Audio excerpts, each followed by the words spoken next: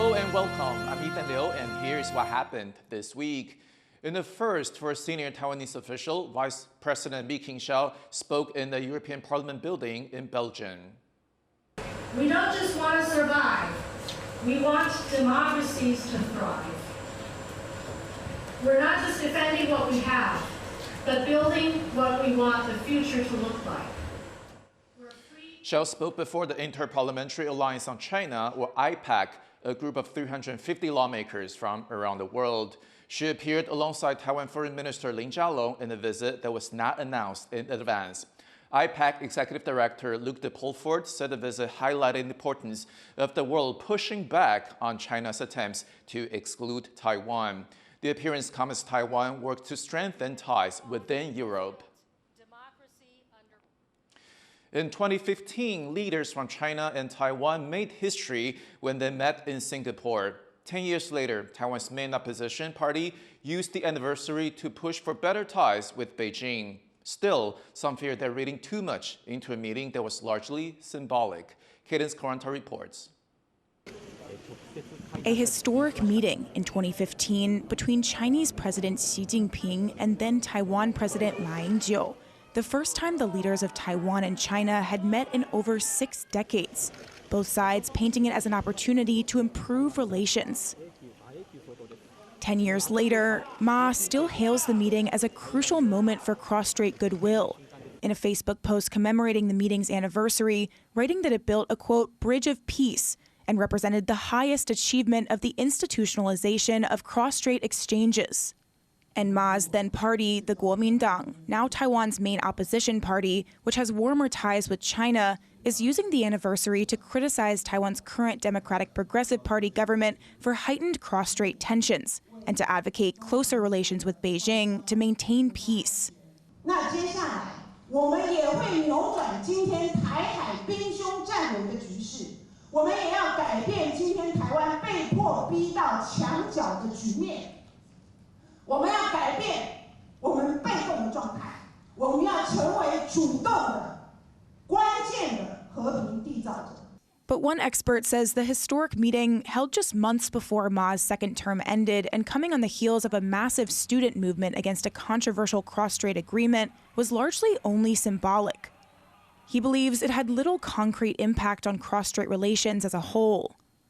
Well, Ma Ying-jeou had very little time left in his second term, and he had been stymied in the legislature to try and get these services packed through by the Sunflower Movement. So essentially all of his efforts to try and boost ties across the strait had ground to a halt. So it was, at that point, it was only small symbolic things.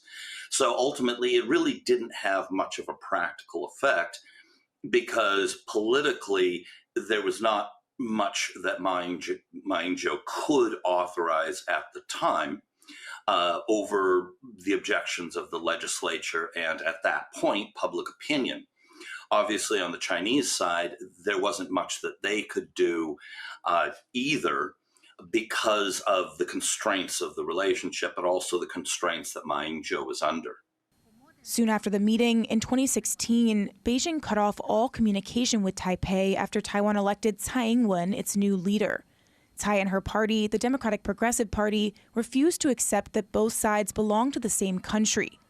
The DPP stays on as the ruling party in Taiwan to this day, and China's efforts to step up its pressure tactics against the country continue, driving up cross-strait tensions. TaiwanPlus reached out to the Presidential Office and the Mainland Affairs Council, which governs relations with China, but both declined to comment on the meeting's anniversary. With Beijing's pressure showing no signs of easing, the expert says the KMT may look to use its peace message to appeal to voters wary of confrontation.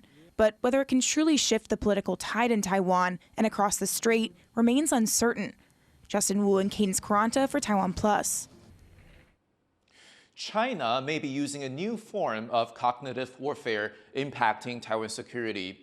As Cadence Quaranta reports, there are growing concerns here about several apps, web pages, and social media posts. Recently, there have been reports of web pages and apps that allow Taiwanese people to pledge their loyalty to China. Screenshots and videos of 2 in particular have turned up on different social media platforms. One app called Return Home allegedly claims to allow Taiwanese people to surrender to China with one click. Another webpage called Taiwan Surrender also appears to allow users to indicate they want to surrender and shows how many people in different Taiwanese cities have done so. Screenshots appear to show 13 people in Taipei alone. Taiwan's Mainland Affairs Council previously said the first app could not be found on app stores in either Taiwan or China, raising questions about whether the app really exists. And the second webpage appears to have been taken down. TaiwanPlus was not able to independently verify the existence of either of these platforms and also could not confirm who created them. Still, news of these platforms has gotten quite a bit of attention in Taiwan, both on social media and from government officials. At least one Taipei city councilor is raising alarms about the latest Taiwan Surrender webpage, saying it threatens the security of the city's people. 我必须要求我们的警察局要针对像有这样子，因为有13个台北市民登入嘛，那必须要稽查这个 APP 的开发者，那也要通报国安单位，因为这是一个叛国的行为。 Taiwan is particularly sensitive to this kind of news at a time when its government says China has been increasing its intimidation and influence tactics against Taiwan in several new ways, including through social media. China considers Taiwan part of its territory and has said it's willing to take control of it by force. Taiwan rejects this claim. This week, there's also been some discussion about some satellite photos released by China's embassy in the U.S. on social media platform X, showing high-resolution shots of a number of well-known places in Taiwan. The caption says there is but one China in the world and that Taiwan is a part of China's territory. China's Taiwan Affairs Office appeared to signal that these satellite photos showed it could use technology to help better defend its territorial claims. 台湾是祖国的宝岛，随着大陆科技水平的持续提升，我们丈量国土更精准，守卫家园更坚实，拥抱未来更笃定。正如网友所言，这是家的俯瞰。 In a statement, Taiwan's Mainland Affairs Council suggested the posts could be part of China's cognitive warfare, attempting to belittle Taiwan and advance its claims to the country, adding that Taiwanese people will not accept these tactics. Others are calling the posts threatening. In a post on X, the chair of the U.S. Senate's Foreign Relations Committee called the post a great example of the Chinese Communist Party's blatant threats against a peaceful democracy. All of this comes as tensions are high across the Taiwan Strait. Taiwan is on high alert for any influence tactics from China, including psychological ones, and while those may be more subtle, many in Taiwan remain vigilant against them. Devin Tsai and Cadence Quaranta for TaiwanPlus. China is set to debut a new baseball league next year with 5 teams taking part. But baseball fans in Taiwan noticed something a little too familiar about one of the team's logos. Leslie Liao has more on how this new league is starting off with a few legal questions. Take a look at these two baseball team logos and try to spot the difference. Quite similar, aren't they? Well, they're not from the same team. In fact, they're not even from the same country. One is the logo of the CTBC Brothers, one of Taiwan's oldest baseball clubs, and the other is from the Shanghai Brothers, a new baseball team set to play in China's new league, which will debut next year. When the Chinese Baseball League debuted its new teams, CTBC Brothers fans immediately noticed the similarities between the two logos and called foul. But there's also been speculation that CTBC had a stake in the Shanghai Brothers, meaning everything was above board. Taiwan's baseball commissioner says the league knew of the suspected plagiarism half a year ago, and it's asking CTBC for an explanation. 会向中心球团查询到底他们面对这个问题的态度是什么，然后他们的跟整个所谓这个 logo 很像，然后名称也一样，那他们有什么样的看法？ The company that manages the CTBC Brothers responded, saying that neither the team nor the company knew about this. If there is any infringement, the company will take action. The company then said that it prioritizes its interests and fans in Taiwan. The CTBC Brothers are not the only ones dealing with potential plagiarism cases. People on the internet have pointed out that all 5 team logos introduced in the new Chinese league seem copied.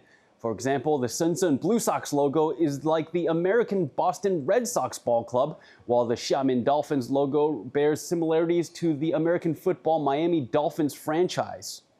With collaboration claims now off the table, it seems the only two possibilities left are either plagiarism or sheer coincidence. Howard Zhang and Leslie Liao for TaiwanPlus. In a major stride toward modernization, Taiwan's military has officially established dedicated drone units. Meanwhile, the Defense Ministry says it has also set up an AI project office, both part of the country's modernization push. To learn more about what these moves could mean for Taiwan's future battlefield capabilities, Ellen Liu speaks with Bryce Barrows, an associate fellow at the GlobeSec think tank. The Defense Ministry says it has set up an AI project office for the military. What do you expect to see from this new office? I think a big thing that this office should focus on is making sure that Taiwan has a better integration of artificial intelligence when it comes to identifying, surveilling, and doing reconnaissance on whatever kind of PLA or Chinese-related drones might be coming into Taiwan's sort of territorial waters, which is a real possibility in the future. I think the other thing that this office could do, too, is ensuring that Taiwan is quickly able to integrate its different sort of like joint operation, common operation picture to be able to better sort of assess a battlefield, figure out what it needs to do next, that kind of thing.